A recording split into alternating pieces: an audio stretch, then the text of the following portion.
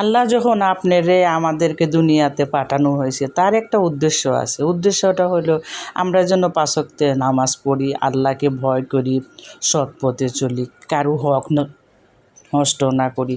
আমরা কি ভাবি না যে আমাদের মরতে হবে, আখিরাতে আমাদের পৌঁছাতে হবে, আমাদের সাথে কি হবে অন্ধকার কবরে? এই দুনিয়ার একটুখানি কষ্টই তো সহ্য করতে পারি না, জাহান্নামের আগুন আপনি আমি সহ্য করতে পারবো?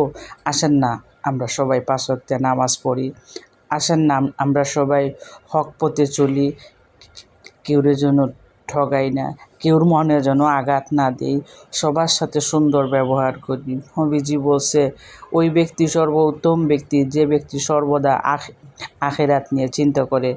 তাহলে কিন্তু আমরা এই দুনিয়াতে থাকতে আসি নাই, আমরা এই দুনিয়াতে থাকবো না।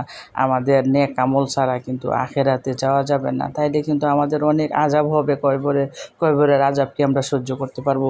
আসেন আমরা যেন কয়বরের আযাব থেকে দোয়া পড়ি, আল্লাহুম্মা আজিরনা মিনান নার, আল্লাহুম্মা আজিরনা মিনান নার।